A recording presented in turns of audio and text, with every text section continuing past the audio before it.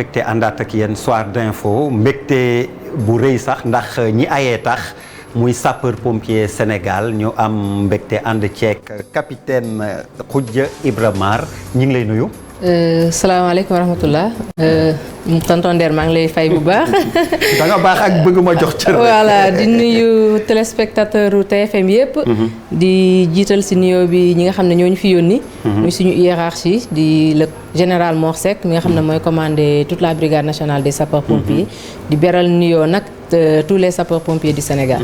voilà. Sénégal da leen amal njukkal yow rawatina buñ ne yaay commandant sapeur bu Thiès.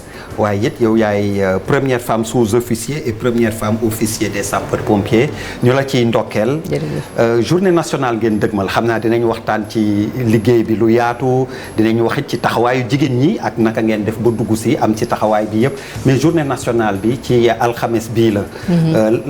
lan lay tekki lan lay mandargaal journée nationale bu ñu leen jagleel. waaw journée nationale bi damay commencer d'abord rappeler que ni dafa am lu ñuy wax journée internationale des sapeurs pompiers qui se fête chaque le 4 mai ci àddina bi yëpp. mais comme ren 4 mai bi dafa tombé woon mu nekk juste lendemain Korité te ci journée nationale bi dafa am lu ñu ci soxla. surtout force parce que activités yi ci am dafa laaj force. donc du coup ñu ne nañ jël journée internationale bi nga xam ne 4 mai la woon. ñu pousse ko ba le 12 mai ñu def ko journée nationale des sapeurs pompiers. journée nationale boobu noonu ñu ngi ko dëgmal incha allah suba mooy le 12 mooy nekk cérémonie officielle bi nga xamante ne nii le ministre de l'intérieur moom moo koy présider. fan. fii même ci état-major brigade nationale des sapeurs pompiers mooy camp Malick Sy bi. voilà foofu la ñuy defee cérémonie officielle bi muy suba à part suba nag samedi aussi am na lu ñuy wax randonnée pédestre. boobu aussi gars yi dañu ñëw ba ci camp bi ñu départ. mais arrivé fi nga xamante ne nii mooy place de l'indépendance. pour defee fa li nga xam ne mooy porte ouverte. ak don de sang bi. yan njeexital ngeen ciy xaar. waaw njeexital li ñu ciy xaar mooy déjà pour le journée nationale bi. pour Sénégalais yi xam ne sapeur am nañ journée. te comme sapeur ak. gulet ñu koy def wala ñaar non yàgg na am bi mooy 3e édition bi d'ailleurs bi mooy 3e édition bi parce que daaw amul woon ak Covid beeg yooyu.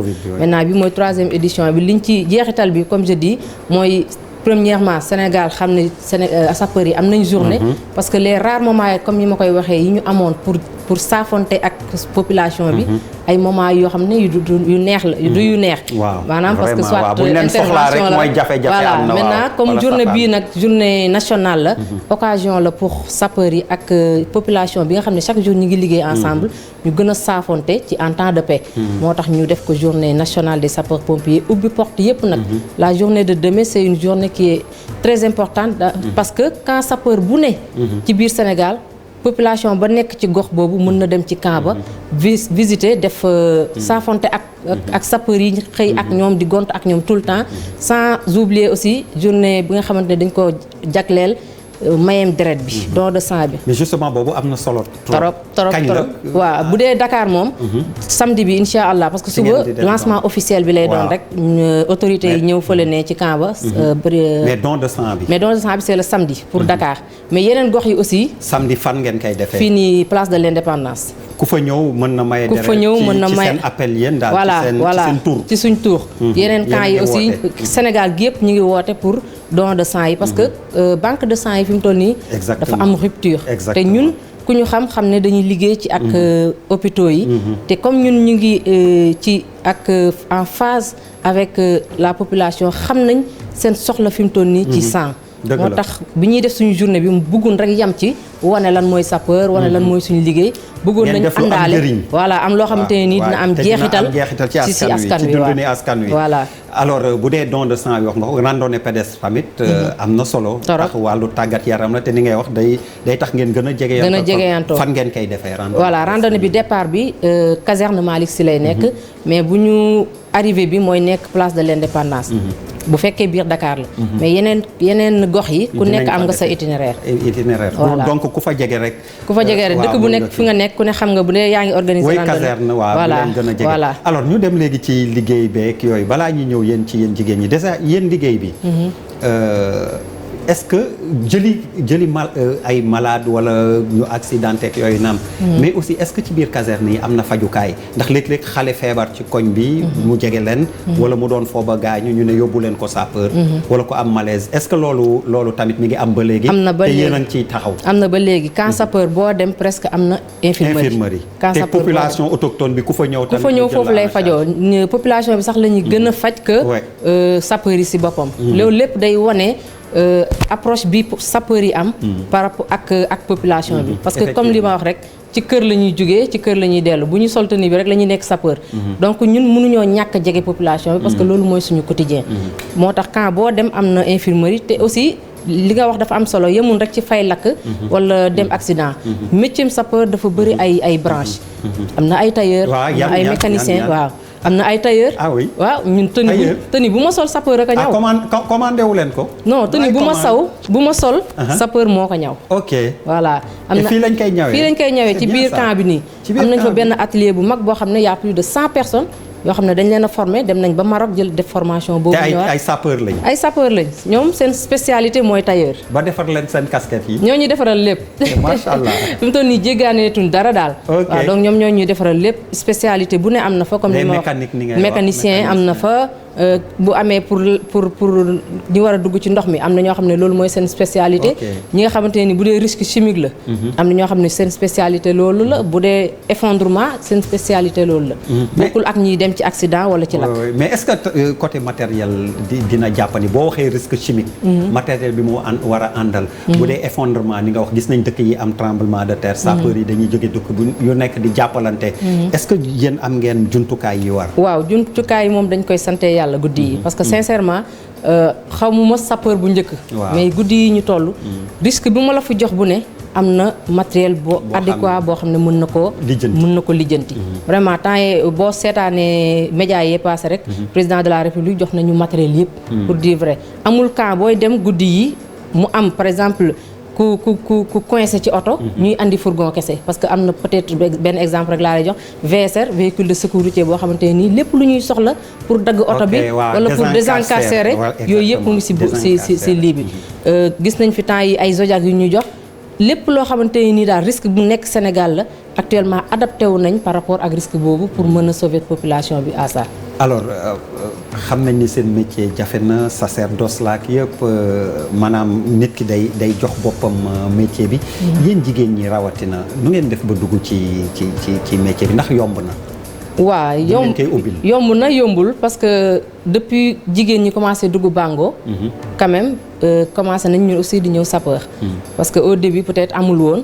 mais depuis ñu 2008 nit ñi commencé dem quartier. 2010 le sapeur commencé di jël ay jigéen. donc fi mu toll nii boo xasee nekk militaire rek.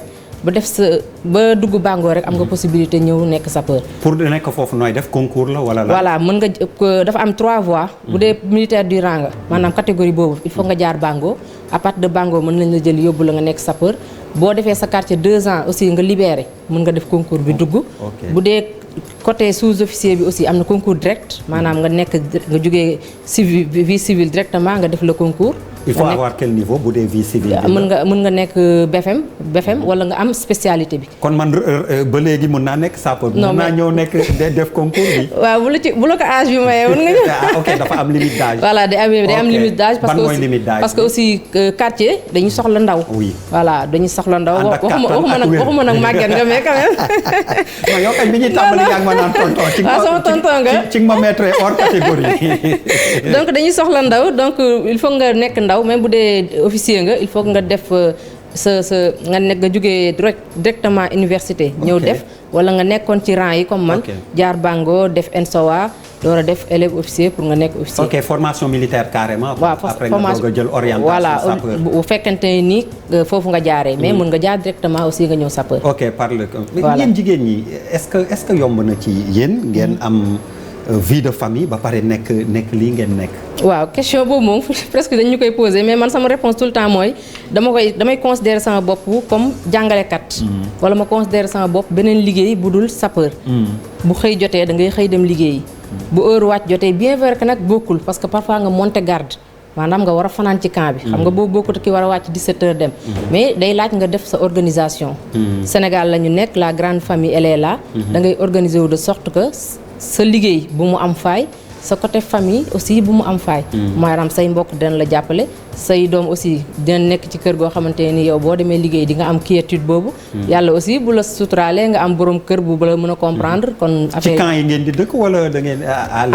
am na ñuy dëkk si camp yi am na ñoo xam ne aussi duñ dëkk si camp yi. du ñëpp la ñuy dëkk ci camp yi non du ñëpp mën a dëkk si camp sax. mais est-ce que yéen jigéen ñi di ngeen def lépp li nga xam ni góor ñi moom la ñuy def les mêmes. ñun amul différence ci départ ba sax. depuis ci formation bi amul différence. waaw formation bi li góor di def moom la jigéen di def fii ñu nekk nii may wax ak yow brigade nationale des sapeurs pompiers man je suis un commandant de compagnie. góor nekk na commandant de compagnie am na ñoo xamante ne nii ay chef de garde lañ maanaam nekk ci fourgon bi nekk chef de garde bu demee lakk ñoom ñooy commandé.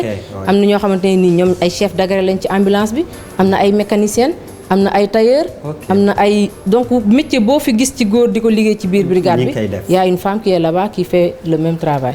alors ci sa jaar-jaar. ban intervention moo la gën a marqué moo la. si ma jaar-jaar bon bi ma nekkee Mbour di commandé foofu parce que Mbour laa jógee récemment ñu affecté ma Thiès dem naa benn intervention boo xamante ne nii amoon 5 corps sans vie malheureusement maintenant ci 5 yooyu aussi amoon ñett ñi ay soxna lañu woon. te soxna yooyu ku nekk mi ngi yoroon bébé mais yàlla def bébé yi mucc nañ. donc bi ma demee en tant que seen yaay des ci voilà seen yaay des ci accident bi bi nga demee ba ngay dem xamoo ne loolu nga fay fekk mais bi nga yeggee nga nekk soxna bien vrai que sapeur nga fibre maternelle boobu day jouer ci yow donc bokk na ci intervention yi ma gën a marqué parce que à un moment donné defatuma woon daraay pompier. récupérer xale yi laa def gérer leen sama oto en attendant seen mbokk yi ñëw. rôle yaay daal voilà rôle yaay bi ngay mujjee jouer tout en sachant que ni nag loolu aussi ci intervention bi la bokk. parce que aussi boo demee intervention boo xamante ni ay xale seen yaay des na fa ñooñu il faut nga jël leen en charge le temps que seen i mbokk ñëw nga delloo leen. au plan technique boobu peut-être au plan humain au plan technique tamit am na boo xam ni intervention boo xam ni jaaxal na leen. bon ngeen ñafe ba génn ci. waaw day am intervention comme feu Petersen bi feu boo xam ne da nga ciy fanaan. nga gis nit ñi seen i bagage di dem mu nekk loo xamante ne nii lu métti la. mais yow en tant que sapeur ngay rayante toute une nuit.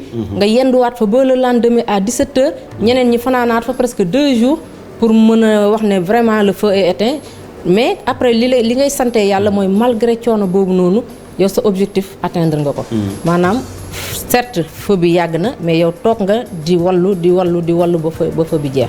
loolu moom marqué na ma. bu dee ci wàllu sensibilisation ci yi ngeen nekk nii bu doon da ngay wax askan wi nii rek. en attendant journée bi ak ñi ñëw gis ak yu demee noonu. yan ñooy les règles générales yoo xam ni di ngeen koy faral di bëgg wax askan wi ñuy moytu ngir yenn yi bañ leen di.